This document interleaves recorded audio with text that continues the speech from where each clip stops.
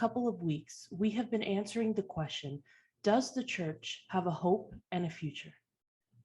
And a part of that has been looking at the ways we participate and organize ourselves. So far, we have been looking at APEST as a model of identifying with the gifts God has given us as individuals and how it shapes the community. To refresh, APEST includes apostle, prophet, evangelist, shepherd, and teacher.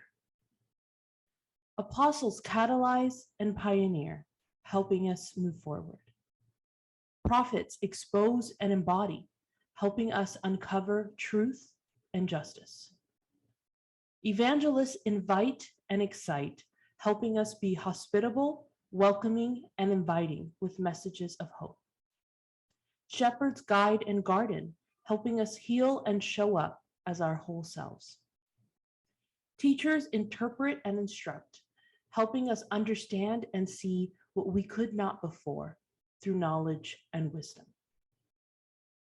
Today, we are going to widen our lens a bit to talk about church organization and organizing as a whole. To prepare for this message today, I went and looked through some of the scripture that describes what the mission or goal of the church should be. To summarize, the majority of these verses describe the mission of the church as to grow into a dwelling place or temple for the presence of God in the world, and to build up one another in love. To be honest, it was a good reminder for me how simple the mission is sometimes. Since the church has such a complicated and harmful past, it is a relief to see the beauty and simplicity of what we are called to. Through history, the more the church became institutionalized centers of power instead of relational centers, the more that beauty seems to be lost in pain and injustice. Now, I'm not trying to say that the church failed everywhere and at all times. The Spirit still moved, and the people of faith have done beautiful things. But we all know how much harm and violence the church has also been a part of. A lot of that has been possible through the organized power structures of the church. Now, the methods of the past may have served the people of that time or their perceived needs. It was a starting point for imperfect communities, but for many of us, they are harmful and no longer meet our needs. We need to reimagine how we organize if we want the church to continue to be a response to the needs and suffering of our world.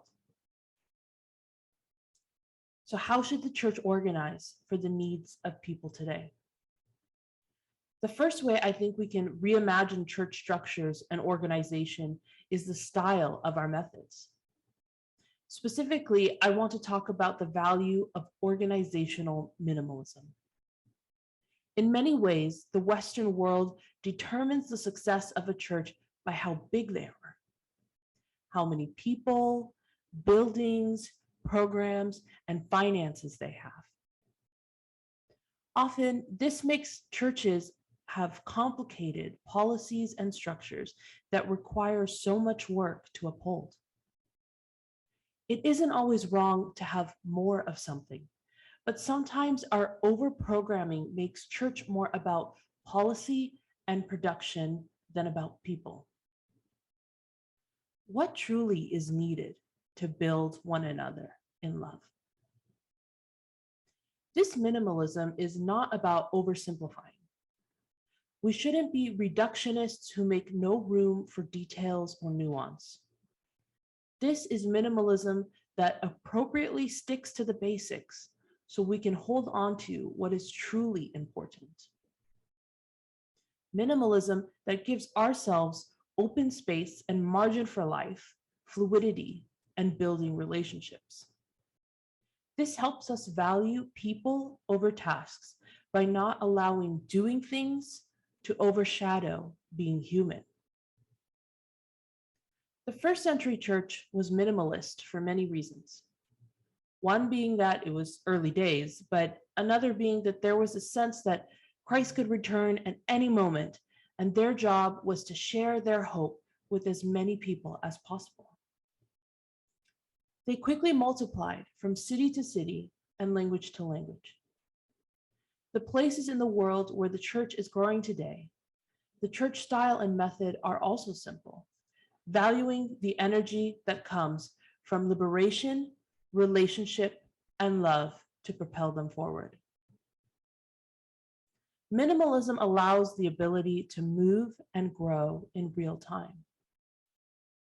The church cannot be a movement if it cannot spontaneously move. When our systems are overprocessed, we cannot respond in organic human ways. We end up hiding behind walls of policy instead of possibility. The church is an identity, not a place or a task. We lose what makes us beautiful and life-giving when we are no longer marked by our relational, loving nature. Busyness does not make us feel seen or known. The church that grows in the past and now is marked by the ability to spontaneously expand. Spontaneous expansion, or growth that makes space for all of us, requires simplicity. Now, it doesn't always mean that we grow rapidly, but it does mean the ability to adapt and grow based on the needs of the present.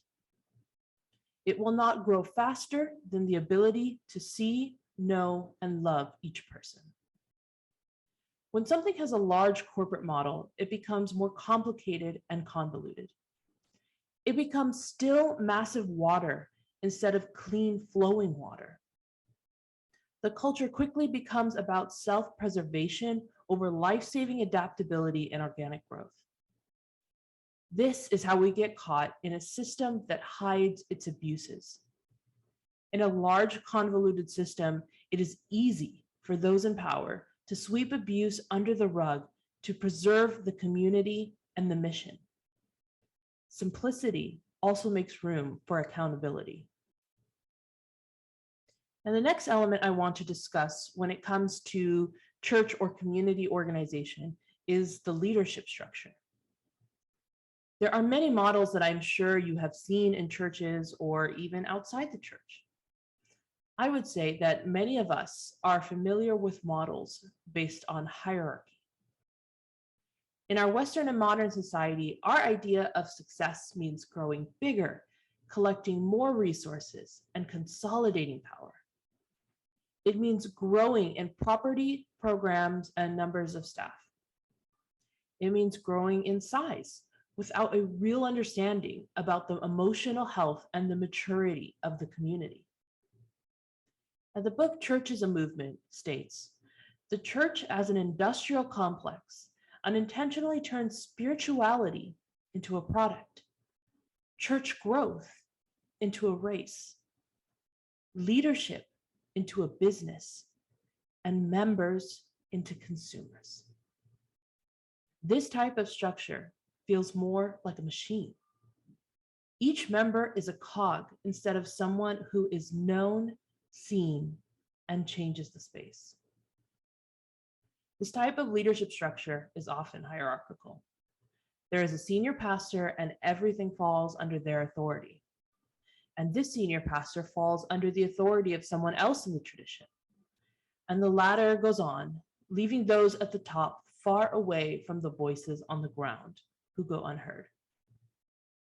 I think many of us have participated in churches like this and realized that leadership needs to be different. This is a CEO business model. And what does a CEO business model designed to create? Consumers. They need consumers to keep the doors open and the lights on. And when anyone tries to move away from being a consumer, it ends up threatening those in power and the organization itself. Because of this, the hierarchical leadership often becomes controlling and domineering. As I'm sure many of us also know, this system leads to burnout. I'm sure each of you have felt that feeling of being squeezed and flattened by the weight of a hierarchical system. It wants you to be apathetic enough that you don't rock the boat or stop being a consumer, but not apathetic enough that you stop the line of production.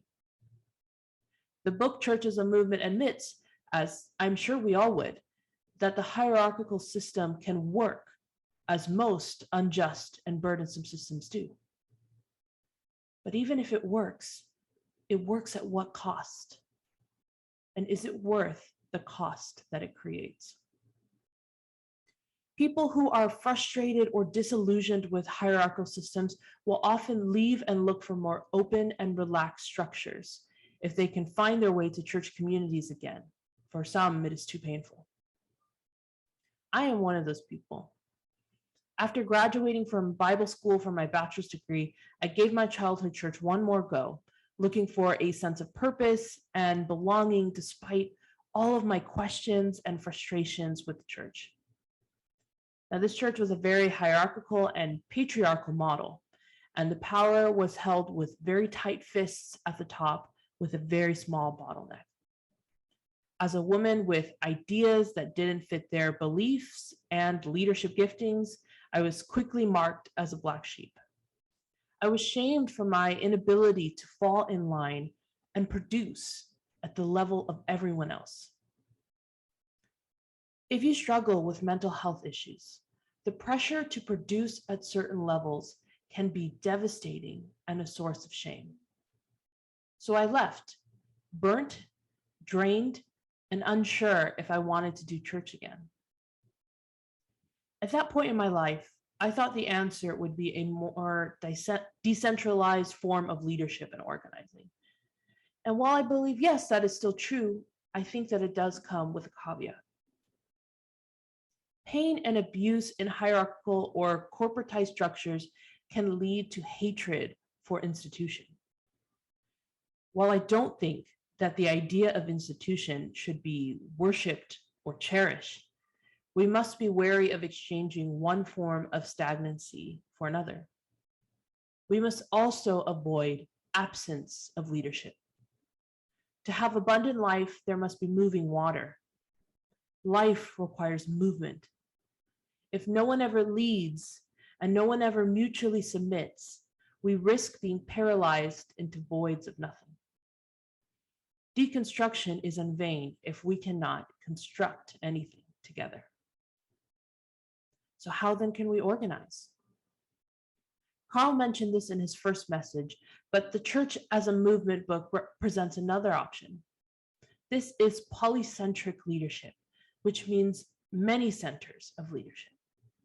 Instead of solo leaders and one-man bands, polycentric leadership is shared leadership. In this model, we must learn to share responsibility and take turns leading and following. This mutual submission can be seen even in the idea of the Trinity. The patriarchal lens sees Trinity as top-down, but really there is mutual submission that occurs in each personhood. As a side note, for me, the word submission brings up or triggers some hard feelings as a woman. It brings images of angry fathers, husbands, and pastors yelling at you that you need to respect them and submit to them as heads of the body or the home. When often respecting and submitting to them meant silencing and erasing myself. Submission meant I had no voice at all. Submission meant knowing my place, and that place wasn't leadership. When I say mutual submission, whether in polycentric leadership or the Trinity, I mean something different. There is a self-surrender and consensual nature to the submission. It is full of agency and voice, not erasure. This submission is reciprocal. It is not coercive or obligatory. It's mutual. Polycentric leadership is a relational and communal approach to organization. We share the physical, emotional, spiritual, and financial load of leadership so one person doesn't have to bear it all by themselves. Hierarchy creates excessive pressure at the center of power. When we isolate humans in that power, we can expect them to break. Sharing the physical load of leadership provides room for spontaneity, longevity, and humanity. It allows us to not be perfect because we get to work on it together, side by side. For polycentric models to work, there needs to be deep relationships and strong mutual trust that is built over time.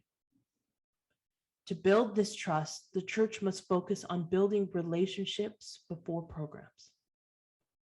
Shared trust is also built through breaking bread, both at Christ's table in the Eucharist and in unhurried conversation with one another. And I think this is FOS's bread and butter. You cannot build with strangers what you can build with friends. If we can build trust, we can avoid CEO solo leadership. Nobody has a monopoly on the Holy Spirit. The Spirit works through all of us. When we trust each other, we can then mutually lead and follow. We then can become co-laborers and co-workers of the gospel whose love for each other is their greatest witness. This is the church we hope for and the type of community we at FOS long to be. Thank you.